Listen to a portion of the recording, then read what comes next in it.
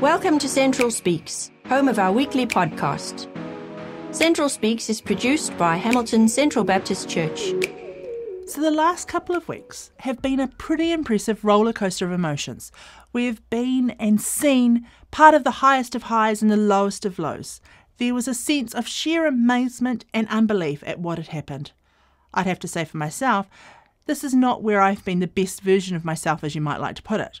I've done things that I'm not so proud of, and I've been a part of something and took a role that is not one that I'm going to look back on with fond memories.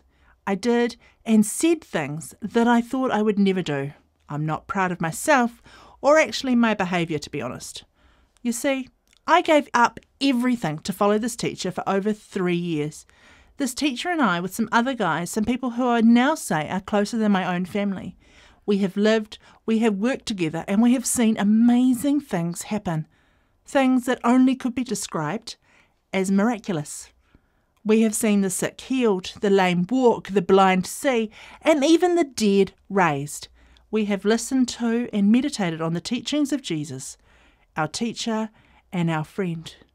We have spent so much time together doing life and ministry. The last few weeks have been both the most powerful and actually the most confusing. We've seen our teacher being celebrated, being praised, as well as being ridiculed and abused. Walking into the city with Jesus was an eye-opening experience, one that we've never had with him, especially to the extreme that we had. We entered the city with Jesus riding on a donkey, and people were climbing palm trees to pull down the branches. They were removing their coats and lying them down on the filthy, dirty street for Jesus on his donkey to walk on. The crowds were celebrating, rejoicing, and some would even say praising. Then only days later, this same crowd was hurling abuse at him. It was a pretty amazing and scary week all at the same time. We saw him enter the city with celebration and praises.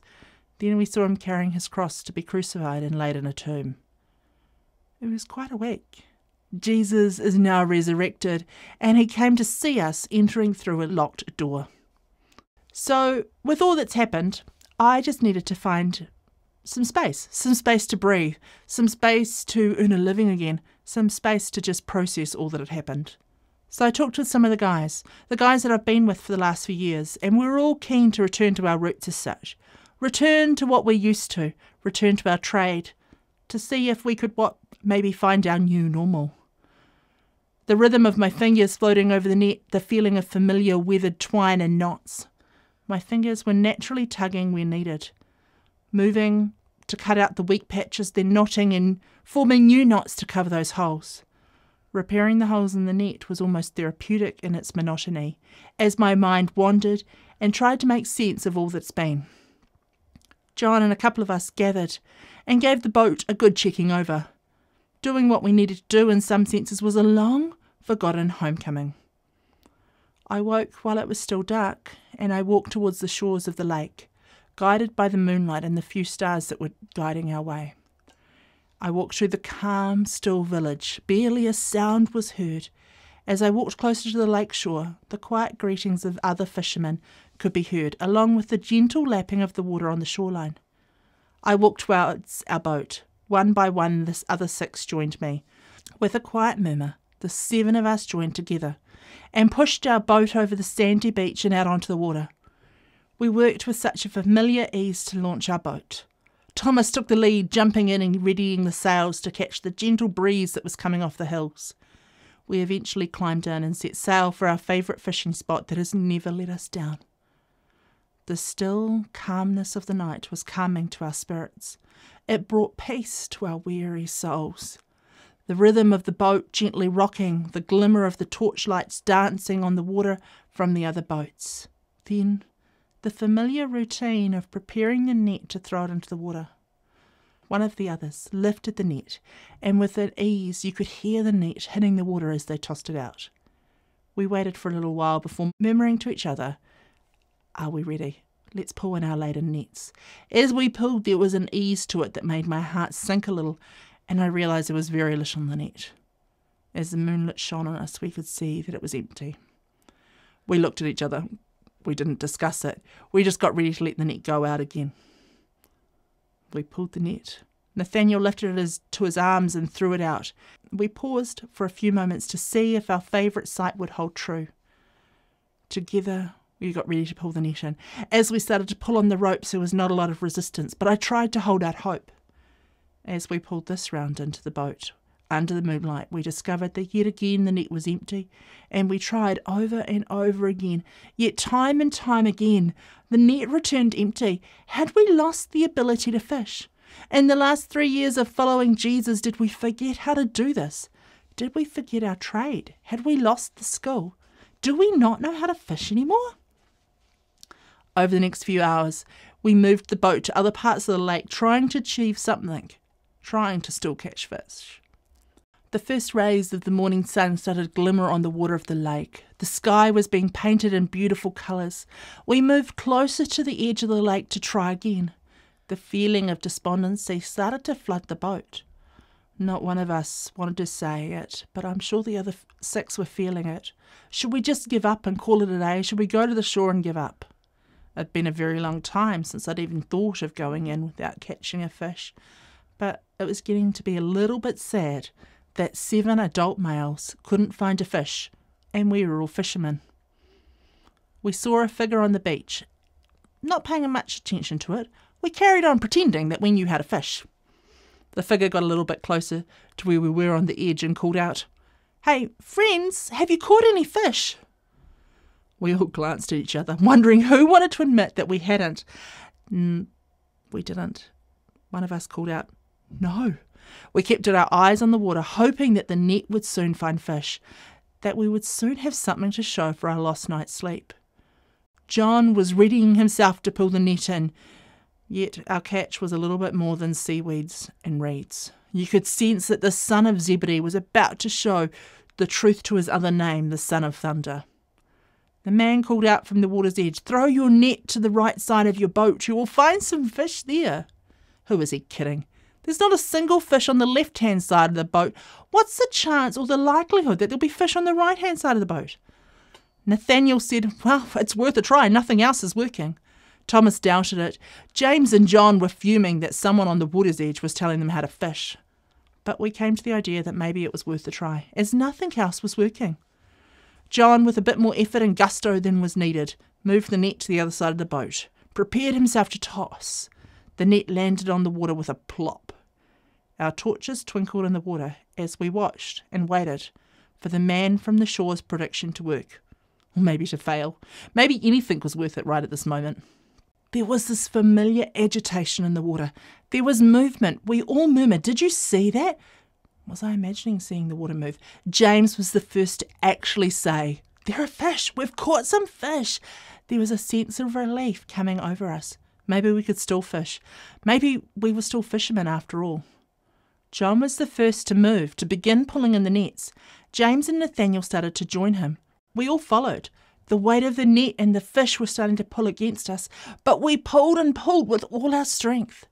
The boat started to lean towards the water too. Too much towards the water. Nathaniel suggested, "Let's just stop, guys. The boat's about to take on water." With all our excitement, we forgot the basics of fishing on a boat. Don't let the boat take on water. A pretty basic rookie mistake. A discussion broke out. How are we going to get these fish into the boat? After so many empty nets, we were excited. We were happy. We didn't want any fish to go to waste. They all had to be caught and brought to the shore. The only suggestion that would made any sense was to try and tow the net behind the boat as we headed to the shore, and then once we were on the shore, pull the net to there. The only suggestion that made any sense was to try and tow the net behind the boat, and once we got to the shore, pull the net onto the shore. There's little chance of losing the net, losing the fish, or worst of all, capsizing the boat. We started to make our way to the shore. I looked towards the shoreline. I saw the figure standing there, watching us. John observed him too. The figure looked kind of familiar, like someone I knew. I paused and looked a bit more closely at him. John turned and looked at me and said, "It's our Lord, it's Jesus." Really? He was the one on the shore suggesting this weird, far-out, strange idea? Well, he'd be the only one who would suggest it and it would come true. It was Jesus. It was my teacher, my friend. I was so excited to see him, it wasn't the same. Things had changed since he had been resurrected. In my excitement, I jumped out of the boat into the lake, and then I swam and ran my way to the shore to see my friend, to see Jesus. The sun was rising over the hills, and Jesus was bathed in the morning light. I was so happy to see him, but at the same time there was a sense of apprehension. But this was my friend. I'd walked so many steps with him over the last 3.5 years. Jesus had made a little fire on the shore while he was waiting for us. The coals were glowing, and the rest of the disciples left the boat and joined us. We pulled the full net onto the shore. The net was bursting at the seams, testing the strength of our knots, but not a single one of them broke. As we pulled it in, there were a huge number of fish in our net. We started to lie them out on the shore. Lie them out in lines. There were more lines than I've ever had for a really long time. We counted, we recounted, and counted again. 153 fish were caught in our net, and our net didn't break. Jesus called us over to the fire to sit and join him.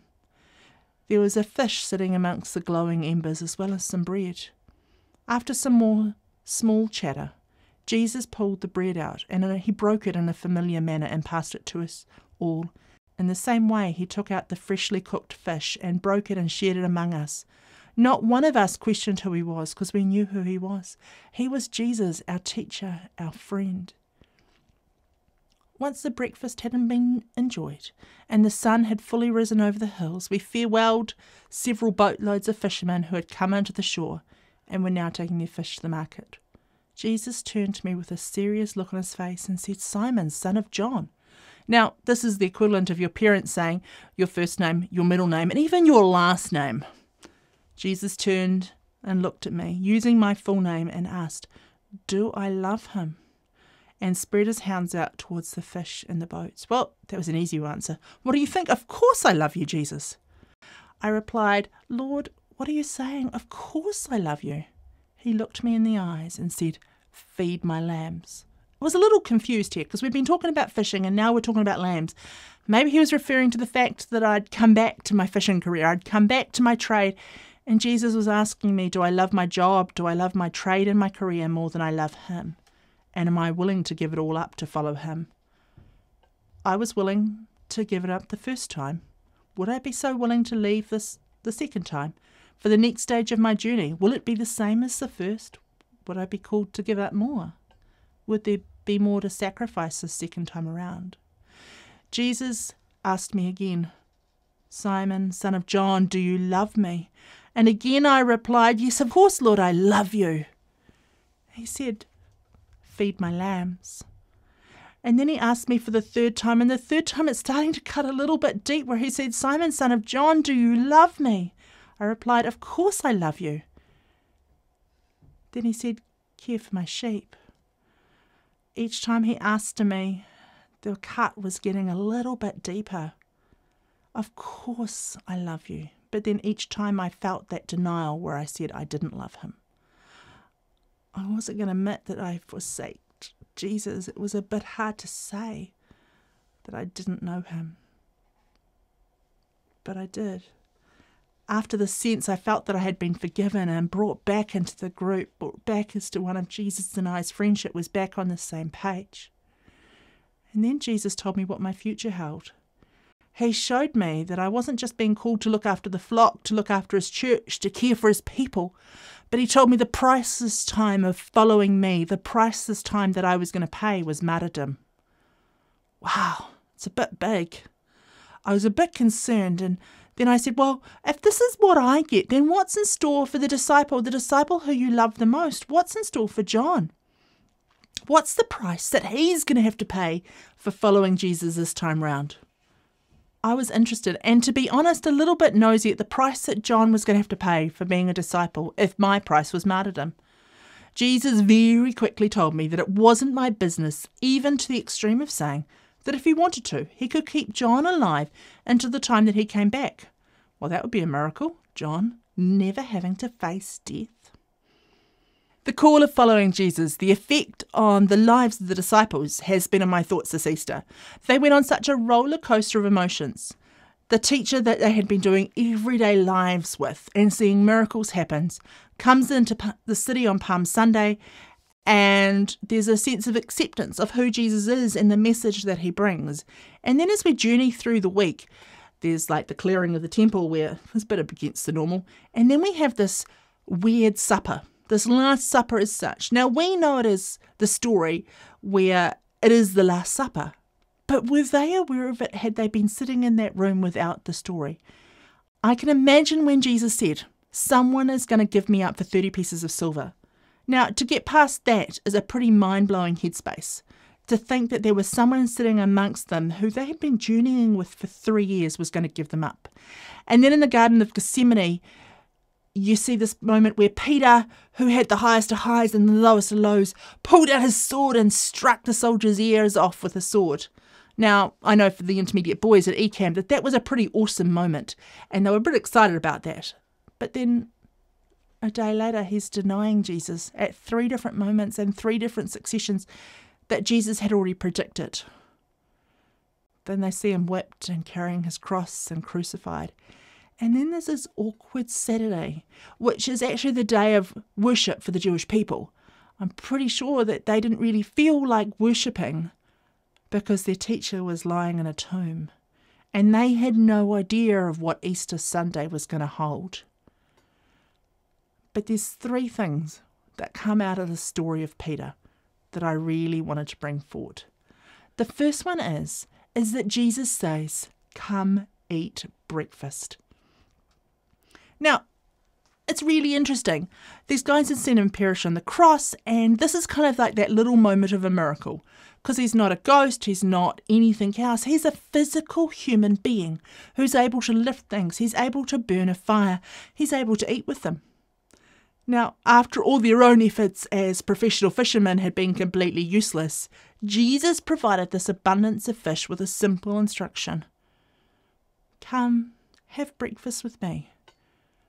Now, we kind of get so busy in our own regular scheduled programming that we create, we plan, we implement, we work hard, and then get frustrated when nothing comes of it. Kind of desperate and empty, we finally look to Jesus as the last resort because we don't recognise who he is. And it's sometimes Jesus is really just asking us to join him, to take part in what he has prepared, to take part in what he has created, and the rest will come. So today's thought is maybe we need to declutter our minds, our programs, our to-do lists, and instead look out on the waves, wiggle your toes in the sand, absorb the sights, the smells, the sounds, and enjoy the moment for what it is. Not what it means, not what lies ahead, not how you arrived. There'll be other times for that, but for now, just be present with Jesus. After all, in all the best relationships, sometimes words are unnecessary. How long has it been since you simply stopped everything just to be with Jesus and enjoy him? What frustrations, obligations, responsibilities do you need to set aside to sit with Jesus and have breakfast with him? The second thing that I kind of pulled out from the story was restoration. It had only been days since Peter denied Jesus 3 times, and this is the first time we learn of them having a one-on-one time to discuss their relationship. Now, much has been written about this conversation where Jesus asked Peter 3 times, does he love him? And go read the commentaries if you want to read all that information about it. But the bit I love about here, and a bit I love about Peter, is everyone loves him because he's so enthusiastically following Jesus. In this scene, we see him jumping out of a fishing boat, fully clothed and swimming ashore to greet Jesus. Now, that's the equivalent of us as adults having our phones in our pockets, all our other personal possessions, and leaping out of the boat straight into the water, not caring about anything and running and finding our way to get to the shore as quick as possible. Now, we appreciate Peter because we can identify how quickly he grew fearful and hid from his calling. And Jesus' restoration to him was an integral part of his commissioning to feed my lambs.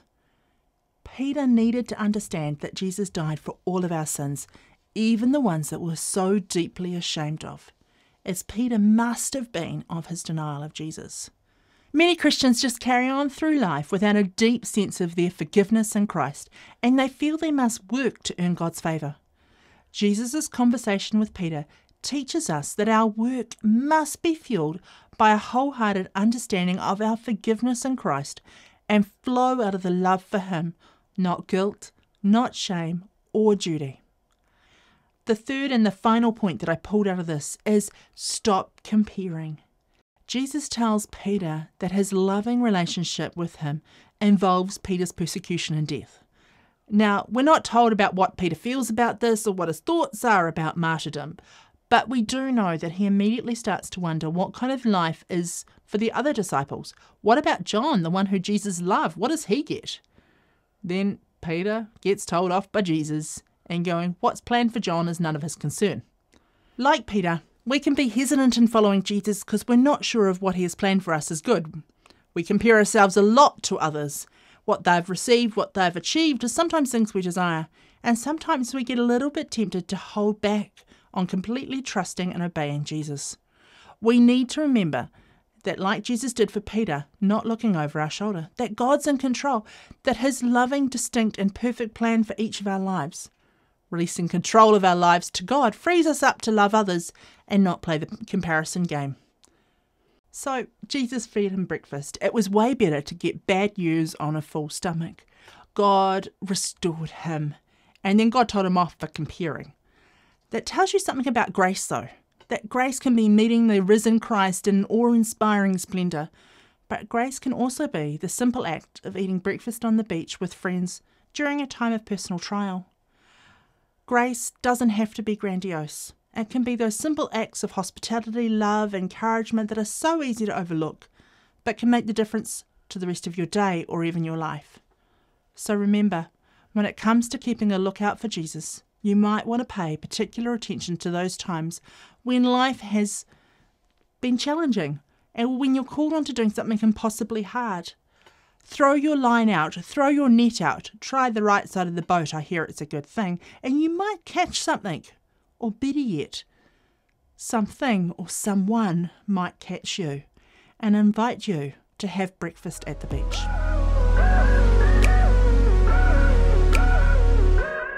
Thanks for joining us this week online. Come join us on Sunday mornings too if you're in Hamilton. Find out more about Hamilton Central Baptist Church and discover ways to get involved at www.hcbc.nz. Join us again next week at Central Speaks.